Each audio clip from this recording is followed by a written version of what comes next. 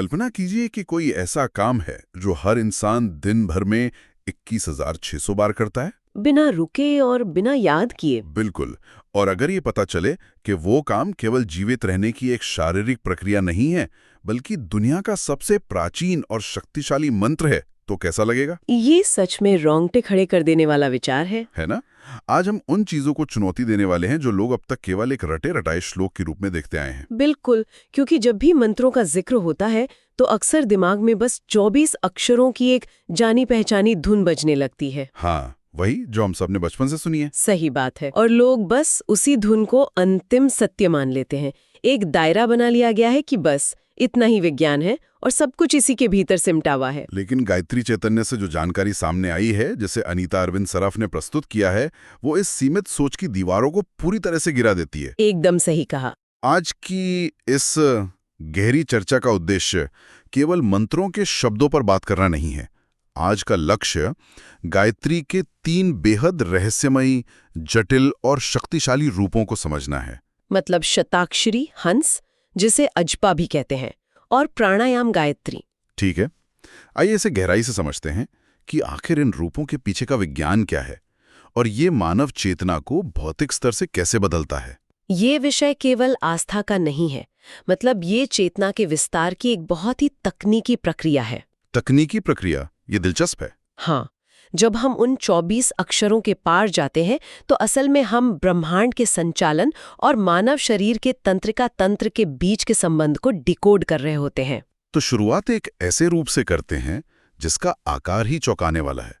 लोग 24 अक्षरों को जानते हैं, लेकिन गायत्री चैतन्य सीधे 100 अक्षरों वाले शताक्षरी गायत्री की बात करता है। शताक्षरी गायत्री यानी 100 अक्षरों का महासंयोजन। बिल्कुल। ये 3 अलग अलग मंत्रों का एक विशाल संगम है।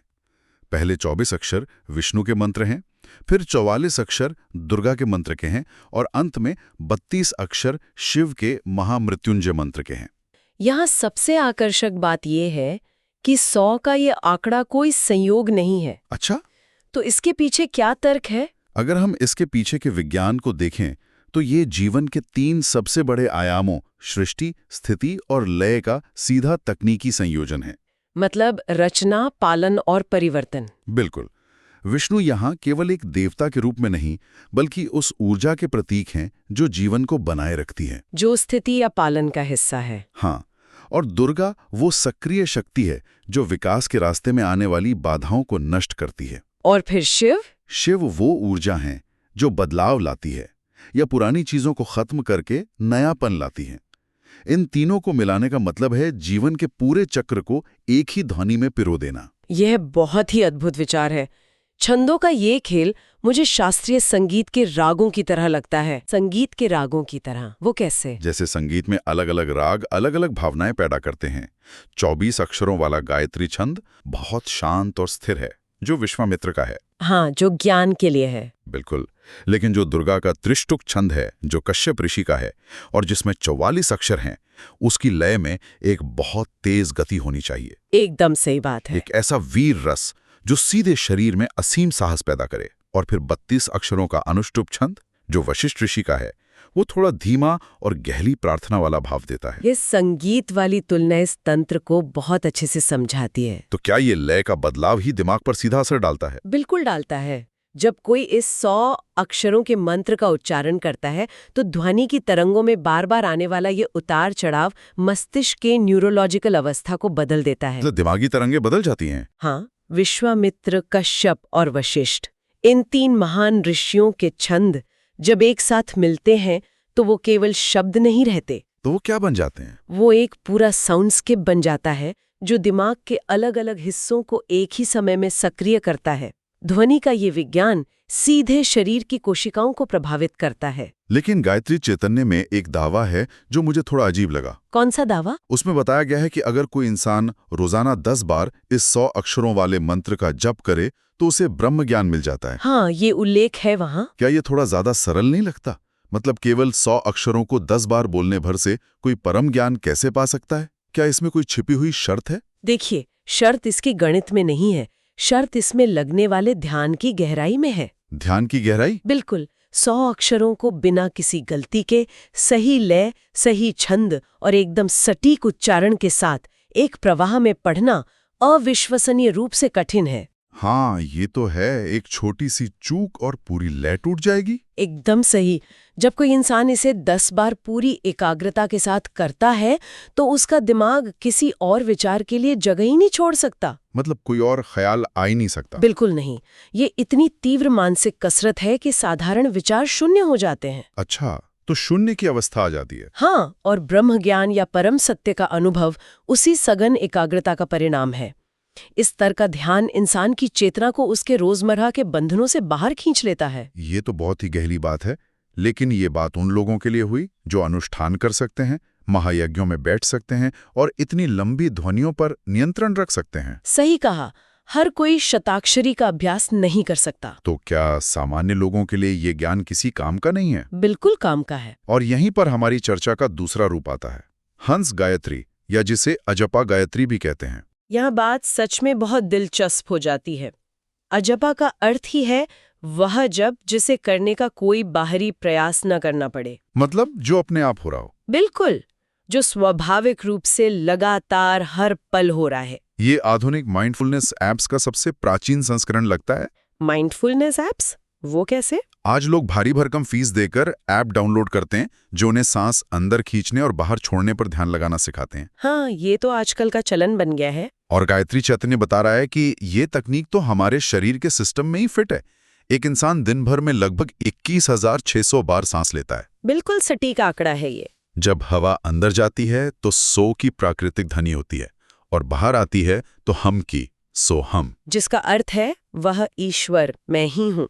सोचने वाली बात है कि हम दिन भर ये मंत्र जप रहे हैं और हमें पता ही नहीं है। यही तो सबसे बड़ा रहस्य है। अगर हम इसे व्यापक संदर्भ से जोड़कर देखें तो सोहम केवल एक दार्शनिक विचार नहीं है। तो फिर ये क्या है? इसका सीधा संबंध शरीर के तंत्रिका तंत्र और ऊर्जा केंद्रों से है। हंस शब्द को गहराई से देखें तो यह केवल एक पक्षी का नाम नहीं है। लोग तो आमतौर पर इसे हंस पक्षी ही समझते हैं। हाँ, लेकिन गायत्री चैतन्य के अनुसार यह आत्मा, सूर्य, शिव और विष्णु का प्रतीक है। अरे वाह! जब ध्यान इस प्राकृतिक सोहम पर टिकता है तो जो हाँ है वो पुरुष या शिव तत्व का प्रतीक है और जो स है वो शक्ति या प्रकृति का प्रतीक है। यानी शिव और शक्ति का मिलन हमारी हर सांस में हो रहा है। एकदम सही।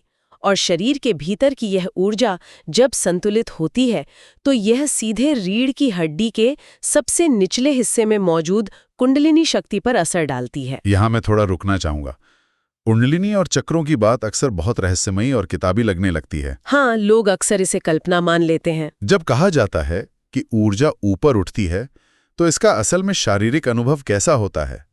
क्या ये काम सच में शरीर के भीतर होता है? बिल्कुल होता है। इसे शरीर के भीतर एक तरह के ऊर्जा प्रवाह की तरह समझा जा सकता है। जैसे बिजली का प्रवाह? कुछ वैसा ही। जब सांस पर ध्यान लगातार बना रहता है तो तंत्रिका तंत्र शांत होने लगता है और ऊर्जा निचले केंद्रों से हटकर मस्तिष्क की ओर बढ़ने लगती है। अच्छा। जब ये ऊर्जा दोनों भौहों के बीच स्थित आज्ञा चक्र पर पहुंचती है तो उस इंसान को हंस की अवस्था में माना जाता है। हंस की अवस्था, इसका क्या मतलब हुआ? ये वो अवस्था है जहां व्यक्ति को यह साफ दिखाई देने लगता है कि वह केवल ये भौतिक शरीर नहीं है। यानी वो शरीर से अलग अपनी चेतना को महसूस कर पाता है। बिल्कुल। और जब यही ऊर्जा सिर के सबसे ऊपरी हिस्से सहस्रार चक्र में प्रवेश करती है तो उसे परमहंस की अवस्था कहते हैं। परमहंस, ये तो अद्वैत ज्ञान की सबसे ऊंची चोटी मानी जाती है। एकदम सही कहा। यही वो चरम अवस्था है। गायत्री चैतन्य के अनुसार इस परमहंस अवस्था के बाद इंसान के भीतर से दुख, भय और यहाँ तक कि मृत्यु का डर भी हमेशा के लिए खत्म हो जाता है। इन बदल जाते हैं या उसका नजरिया पूरी तरह से पलट जाता है? असल में नजरिया और अनुभव दोनों बदल जाते हैं। देखिए, डर हमेशा किसी ऐसी चीज को खोने का होता है जिसे इंसान अपना मानता है। जैसे ये भौतिक शरीर या हमारी पहचान? बिल्कुल। लेकिन जब अद्वैत का ये ज्ञान केवल एक विचार न रहकर एक शारीरिक अनुभव बन जाए कि मैं वो शाश्वत ऊर्जा हूँ जो कभी नष्ट नहीं होती, तो फिर खोने का डर ही नहीं रहेगा। एकदम सही। मृत्यु का डर टिक ही नहीं सकता। मृत्यु केवल भौतिक शरीर की होती है, ऊर्जा की नहीं। ये तो बहुत ही गहरी मुक्ति का एहसास है। हाँ, जब ये बात गहराई से समझ आ जाती है तो जीवन की हर परेशानी और हर तनाव बहुत मामूली लगने लगता है। अब एक सवाल दिमाग में आता है, अगर हमारी सांसों में इतनी शक्ति मौजूद है और ये सब अपने आप हो रहा है, तो फिर हमें कुछ भी करने की क्या जरूरत है? ये सवाल बहुत लोग पूछते हैं। मतलब बस सांस लेते रहें और सब ठीक हो जाना चाहिए? लेकिन जाहिर है ऐसा होता नहीं है। क्योंकि हमारा ध्यान सांसों पर होता ही नहीं है। बिल्कुल। लोगों का दिमाग हमेशा भूतकाल की चिंताओं या भविष्य के डर में भागते रहते हैं। सही कहा, मन कभी टिकता ही नहीं है। इसलिए सांसों की इस शक्ति को सक्रिय रूप से नियंत्रित करना जरूरी हो जाता है। और यहीं पर हमारी चर्चा का तीसरा हिस्सा आता है, प्राणायाम गायत्री। प्राणायाम गायत्री। अजपा गायत्री अगर एक बहती हुई प्राकृतिक नदी है, तो प्राणायाम गायत्री उस नदी पर बना एक बांध है, जो उस प्राण शक्ति को एक खास दिशा में मोड़ता है। बहुत बढ़िया उदाहरण दिया। हाँ, ये कोई सामान्य मंत्र नहीं है। इसे केवल प्राणायाम के अभ्यास के दौरान पूरी सचेत अवस्था में ही उपयोग में लाया जाता है। तो इस सब का असल में क्या अर्थ है? गायत्री चैतन्य में इस प्राणायाम गायत्री की जो संरचना बताई गई है वो काफी जटिल है। जटिल है, लेकिन बहुत ही वैज्ञानिक है। इसमें 4 स्पष्ट हिस्से हैं। पहले ओम के साथ 7 व्याहृतियां, भूर्भुवः स्वः, महा जन तप सत्यम। बिल्कुल। फिर ओम के साथ मूल गायत्री मंत्र। हाँ। उसके बाद गायत्री शिरस के शब्द ओम आपो ज्योति रसो अमृतम ब्रह्म भुव स्वरोम, और अंत में फिर से ओम। एकदम सही संरचना बताई। अब सवाल यह है कि जब कोई इंसान सांस रोक कर बैठा है, तो इन भारी शब्दों को जपने का शरीर पर असल में क्या असर पड़ रहा है? इससे एक बहुत ही महत्वपूर्ण सवाल उठता है। मतलब आपो, ज्योति या अमृतम का फेफड़ों की हवा से या भौतिक शरीर से क्या लेना देना है? इस सवाल का जवाब ही इस पूरी प्रक्रिया का सबसे बड़ा रहस्य है। अच्छा, हाँ। तो क्या रहस्य है? देखिए, जब कोई प्राणायाम के दौरान सांस को रोकता है, जिसे कुंभक कहते हैं। हाँ, कुंभक। और उस रुकी हुई सांस के साथ इन शब्दों का मानसिक उच्चारण करता है, तो वह केवल हवा को नहीं रोक रहा होता। तो फिर वो क्या कर रहा होता है? वो अपने भीतर के प्राणों को आदेश दे रहा होता है। मानव शरीर में 10 प्रकार के प्राण काम करते हैं, 5 मुख्य प्राण और 5 उपप्राण। 10 प्राण? मतलब सिर्फ सांस लेना ही प्राण नहीं है? बिल्कुल नहीं। पलक झपकाने से लेकर खाना पचाने तक शरीर की हर गतिविधि इन्हीं प्राणों के द्वारा नियंत्रित होती है। तो क्या ये शब्द उन 10 प्राणों के लिए एक तरह के निर्देश हैं? जब कोई ज्योति सोचता है तो शरीर में सच में कुछ बदलता है? बिल्कुल ऐसा ही होता है। जब ज्योति शब्द पर ध्यान लगाया जाता है तो मस्तिष्क में प्रकाश या विशुद्ध ज्ञान का विचार तंत्रिका तंत्र को एक बहुत गहरा शांति का संकेत देता है। अरे वाह! और अमृतम का क्या मतलब है यहाँ? अमृतम यानी वो जो कभी नष्ट ना हो। इस भाव से शरीर की कोशिकाओं को एक पुनर्जीवन का संकेत मिलता है। ये तो सीधा सेल्यूलर लेवल पे काम कर रहा है। हाँ, और जो 7 व्याहृतियां हैं, वे बाहर ब्रह्मांड के साथ लोक नहीं हैं। तो वो क्या है? वे असल में मानव चेतना की 7 सीढ़ियां हैं। चेतना की सीढ़ियां? थोड़ा और समझाइए। बताइए। हमारी ऊर्जा आमतौर पर रीढ़ की हड्डी के बाईं या दाईं नाड़ियों में फंसी रहती है। इसे ऐसे देखा जा सकता है जैसे शरीर के भीतर एक मुख्य हाईवे या हाईवे बंद पड़ा हो और सारा ट्रैफिक गली मोहल्लों की छोटी सड़कों पर रेंग रहा हो। एकदम सही। इसीलिए मन कभी भूतकाल में तो कभी भविष्य में भटकता रहता है। लेकिन प्राणायाम गायत्री उस मुख्य राजमार्ग यानी सुषुम्ना नाड़ी के दरवाजे खोल देती है। ये राजमार्ग वाला उदाहरण बहुत सटीक है, क्योंकि बिना प्राणायाम के कुंडलिनी शक्ति उस सुषुम्ना रूपी राजमार्ग में प्रवेश कर ही नहीं सकती। यानी उस मुख्य रास्ते का खुलना जरूरी है। हाँ, और जब प्राणों का ये ट्रैफिक पूरी ताकत से बीच के उस मुख्य राजमार्ग पर दौड़ता है, तो मन का इधर उधर भटकना तुरंत बंद हो जाता है। विचार पूरी तरह शांत हो जाते हैं। बिल्कुल। इसीलिए प्राचीन ऋषियों ने इसे केवल एक प्रार्थना नहीं, बल्कि प्राण विद्या कहा था। प्राण विद्या बहुत ही शक्तिशाली शब्द है ये। हाँ, जब कोई इस प्राणायाम गायत्री का सही अभ्यास करता है, तो उसके भीतर ब्रह्म तेज और ओजस बढ़ने लगता है। और इसका परिणाम यह होता है कि व्यक्ति के भीतर एक गजब की शांति और ऊर्जा का संचय होने लगता है। एकदम सही। गायत्री चैतन्य भी यही बताता है कि जब प्राण शक्ति इतनी मजबूत हो जाती है तो शरीर की प्रतिरोधक क्षमता बढ़ती है और आयु लंबी होती है। ये शारीरिक और मानसिक दोनों स्तरों पर एक पूर्ण कायाकल्प है। ये सब इतना अद्भुत है कि ये चीजों को देखने के नजरिए को पूरी तरह से बदल देता है। सही कहा। ये एक ऐसा विज्ञान है जो ब्रह्मांड के सबसे बड़े रहस्यों से शुरू होकर सीधे इंसान के तंत्रिका तंत्र, उसकी कोशिकाओं और उसकी सांसों तक पहुंचता है। अगर हम आज की इस पूरी चर्चा को समेटें तो हमने देखा कि कैसे शताक्षरी गायत्री 100 अक्षरों में पूरे ब्रह्मांड के निर्माण, पालन और महापरिवर्तन के विज्ञान को समेटे हुए हैं।